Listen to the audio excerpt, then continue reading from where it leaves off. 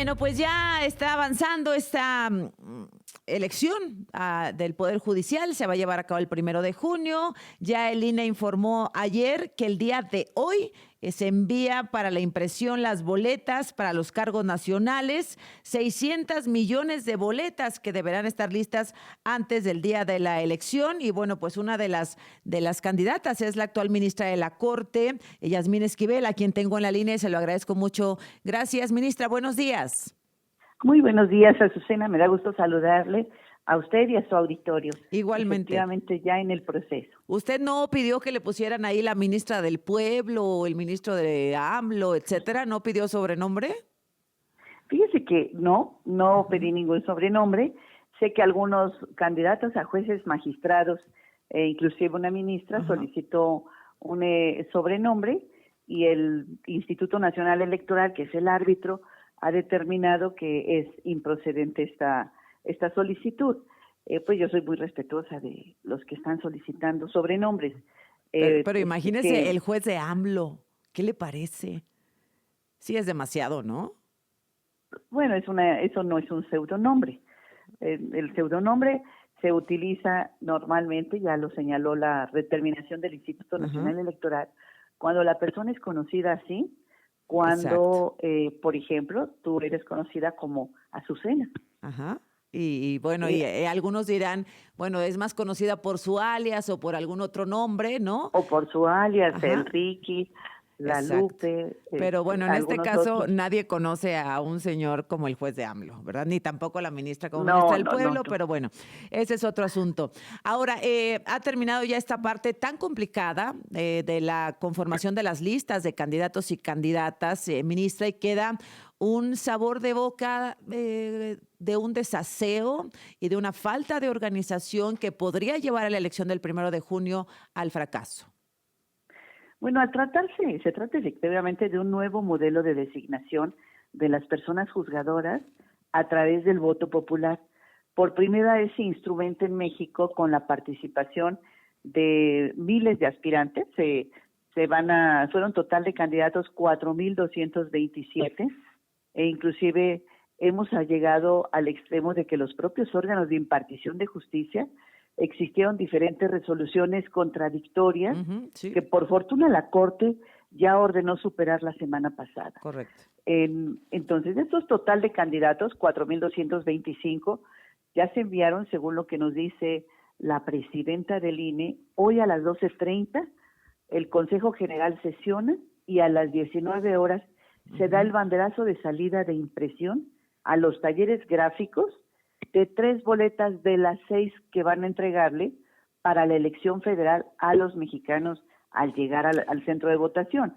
Se entregan 6 boletas, de las cuales 3 se enviarán y se dará el banderazo de salida esta noche. Yo preguntaba a algunos analistas, expertos en temas electorales, ministra, ¿cuál sería un porcentaje de participación que permitiera decir que esta elección es satisfactoria o fue exitosa, medianamente por lo menos? En el 2024 la elección presidencial tuvo una participación de un 60%, baja si la comparamos con otras elecciones anteriores. ¿Cuál sería un porcentaje exitoso de participación, ministra, para que se sienta realmente representado el pueblo? Bueno, para que la elección sea válida, no hay ningún porcentaje Estoy de acuerdo, mínimo. pero imagínese que votaran el 10%, ¿no? Pero creo yo que faltan 100 días, Azucena. Todavía está el INE apenas implementando los mecanismos para difundir la elección, para difundir en qué se trata la elección, y ha en este momento creado una plataforma que se llama PSU. PSU es Practica tu voto, C, conoce a tus candidatos, y U, ubica tu casilla. Entonces, a través de esas plataformas y accesos digitales, que únicamente basta que se haga con el QR que tienen las credenciales del elector, o aquellas que no tienen QR, entrar a la página del INE, se pueda practicar el voto, se pueda conocer al candidato de la sección electoral donde vive el ciudadano. Dificilísimo. ¿Usted cree que nos vamos a sentar a ver 4,000 candidatos? Pero ni de chiste. Pienso yo que la mayoría de las personas... Sí. No lo vamos a hacer. 4.225 están en todo el país. En la ubicación de donde tiene el ciudadano no son 4.225, son mucho menos. ¿Qué, 64 en la... no, a ver, 64 en la... Por ejemplo, cada entidad es diferente. Ajá. Vamos al estado de Sonora. A ver. En el estado de Sonora tendríamos 64 candidatos en la primera boleta. Ajá. Azucena. Ajá. En la segunda boleta tenemos 16 candidatos. Ok. En la tercera boleta tendríamos 10 candidatos. Ajá. Sonora, estamos en Sonora. En la cuarta boleta vamos a tener, en la cuarta boleta 10 candidatos. Uh-huh. En la quinta boleta, que son magistrados, ajá, vamos a tener máximo 79. Okay. Y en la quinta boleta son aproximadamente también 79. En la de jueces. Entonces, de tal manera que no son unos 64 250 candidatos. Nombres. Para elegir ajá, 39 candidatos. Sí, está complicado. Entonces, pues por eso la pregunta, yo sé que no hay la ley no marca una participación mínima para que la elección sea válida, obviamente, pero le daría evidentemente mayor legitimidad a quien salga como ganador o ganadora el que haya una mayor participación. ¿Qué le satisfaría a usted? Bueno, a mí me parece que arriba del 10-15% ya es una elección válida. Uy, es una elección que tiene una participación. Sin embargo, bueno, el objetivo, y gracias a los medios de comunicación, como el de ustedes, que está informando permanentemente lo que está pasando con este proceso electoral, con esta implementación, pues la gente cada vez tiene mayor interés en conocer cuándo es la elección, qué nos van a entregar, 6 boletas, cómo es cada una de esas boletas, quiénes están. Mire, el proceso de campaña todavía, Azucena, no empieza. Uh-huh. Van a ser 60 días, que es prácticamente abril y mayo. Empieza el 30 de mayo, el 30 de marzo y termina el 28 de abril. Prácticamente son los meses de abril y mayo las campañas. Bueno. 4.227 candidatos en el país van a estar platicando, viendo a sus zonas, sus vecinos. Creo yo que estamos apenas iniciando y descalificar o pensar que el proceso va a tener mínima participación, creo que es todavía muy temprano para evaluarlo. Pero digamos, sí podríamos decir si vota, lo decimos en los procesos electorales normales, ¿no? Los de cada sexenio, en los estados. Oye, si vota el 50% de la población ya nos fue bien, si vota el 60%, bueno, nos fue increíble, y si lo rebasamos, esto es un exitazo, ¿no? Es lo que decíamos en el 2024. 10-15%, pues en realidad sería una elección, déjeme ponerlo así, poco exitosa. Bueno, ahorita estamos en el proceso donde se está dando a conocer de qué se trata esta elección. Por primera vez un poder se va a elegir a la mitad de sus juzgadores, la mitad de los jueces y magistrados, y la información cada vez está focalizando más para que se puedan los ciudadanos accesar. Por ejemplo, ahorita vimos el estado de Sonora, pues no son arriba de 200 candidatos, cuando mucho, pero pues sí tenemos que ir analizando cada uno de los estados, cómo se está presentando, cuántos candidatos hay, en qué están participando, para magistrados, para ministros, para jueces, conocer las trayectorias, pero esto va a permitir a Azucena algo que es bien importante, que es transformar el Poder Judicial. Esta era una reforma necesaria. La gente ya no confiaba en sus jueces, ya no confiaba en el sistema de justicia mexicano. Se le hacía lento, que es corrupto, que se vende, que solamente para aquellos que tienen recursos para pagar un abogado era el sistema de justicia. Tenemos que cambiar esto y esta elección sin duda abre la brecha para ir modificando todos aquellos vicios que sí existen y que todos lo sabemos en el Poder Judicial Federal. Ministra, tengo que cruzar el corte, sé que tiene un compromiso, si fuese posible que me aguantara 3 minutitos y no le quito mucho tiempo después. ¿Sí? No, con mucho gusto. Ministra, usted quiere ser presidenta de la Corte. Bueno, ese es un tema que no me corresponde a mí decidir, es un tema que, bueno, tendrá que decidir la población de conformidad con la votación que se resuelva.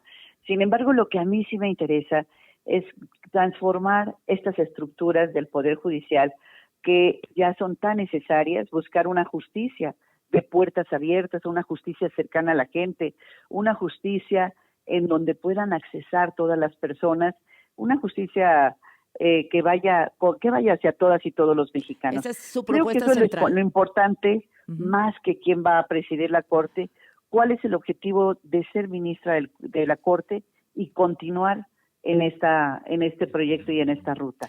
Ahora, eso sería lo más importante. Digamos, sí está decidido o lo decidirá quien vaya a votar, pero bueno, pues los deseos y las aspiraciones son nuestras, ministra, esas las decide usted. ¿Le gustaría estar en la presidencia?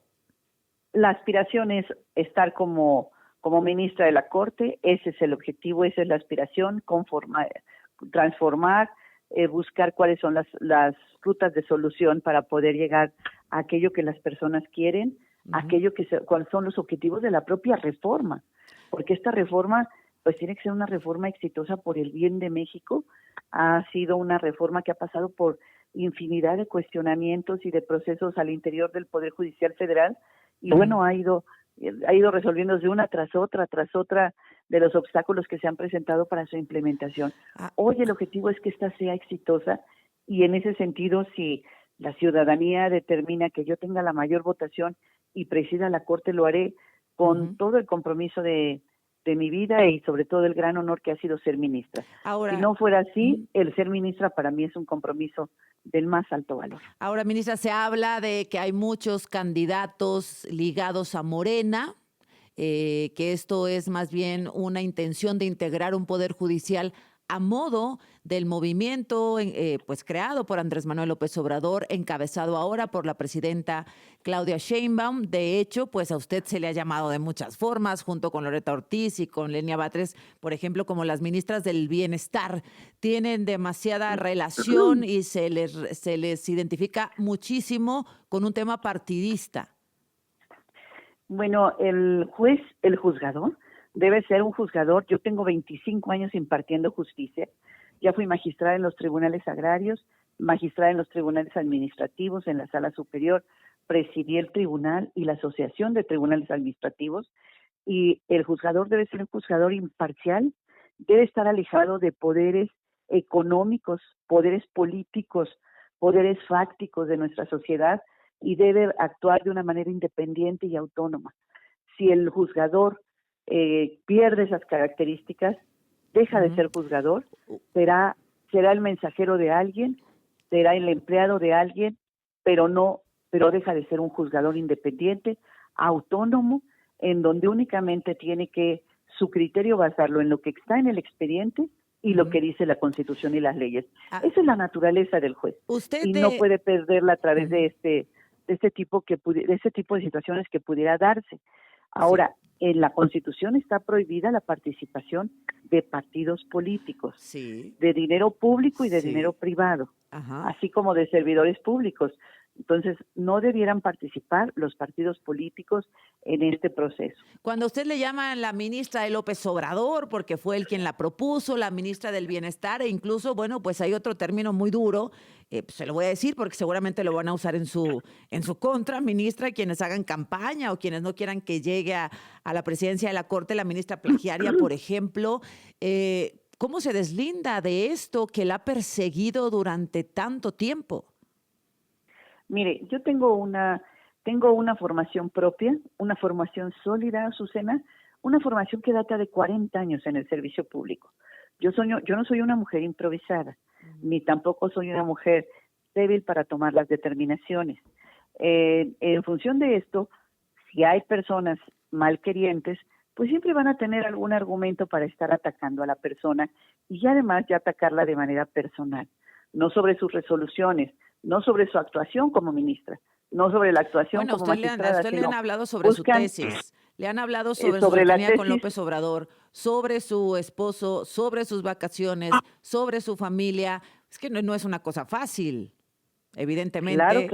Claro que no, Azucena, pero bueno, pues así es esto en el servicio público. ¿Cuántas veces vemos diariamente que se están atacando funcionarios públicos, y muchos de ellos sin razón, como el tema de la tesis?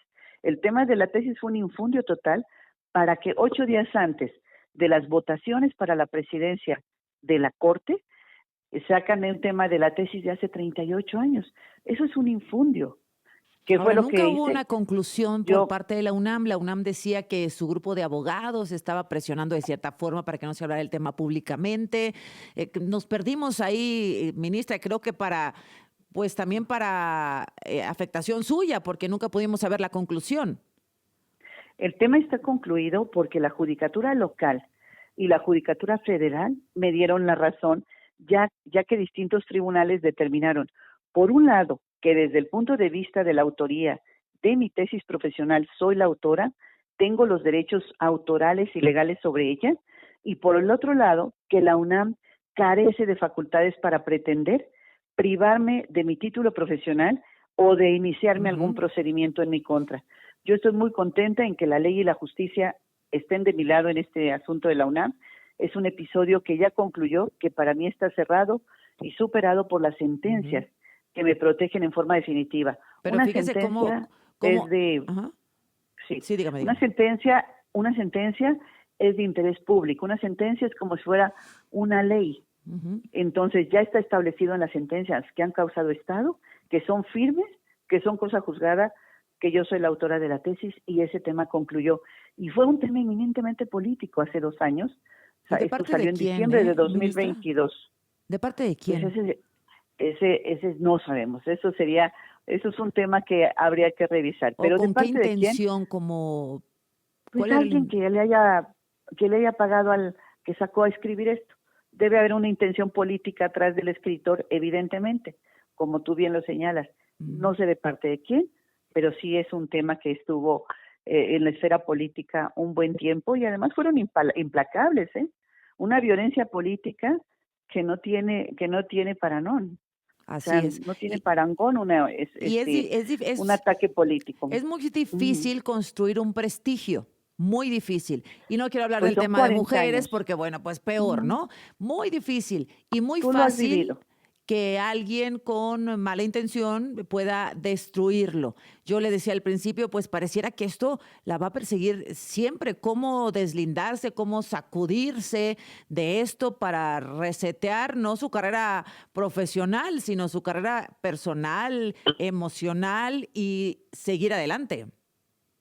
Bueno, pues las personas que me conocen saben perfectamente que fue un infundio, los que conocen inclusive en la parte legal los expedientes, cómo se han llevado a cabo, saben perfectamente que es un tema concluido, que es un tema resuelto. Yo soy la autora de la tesis, no hay más autoría y fue un asunto que sacaron para descarrilarme en la corte, cosa que consiguieron en aquel momento. Y hoy me siento bien, me siento fortalecida y me siento pues con totalmente dispuesta para resolver y entrar en este nuevo proceso, un proceso inédito, un proceso que nos permite participar para presentarle al pueblo de México quiénes somos. Si el pueblo de México dirá que quiere una ministra con experiencia, una ministra, por cierto, soy la que tiene más experiencia de los 64 que están Ajá. participando, una ministra con experiencia, una ministra que ha emitido miles de sentencias, no una, dos, ni 100, ni 50. Una ministra que ha tenido los mejores números desde hace 6 años que llegué a la Corte. Eso lo saben todos y todas mis compañeros de la Corte. Una ministra que no tiene ningún rezago. Si esto es lo que quiere el pueblo de México, tendrá opciones.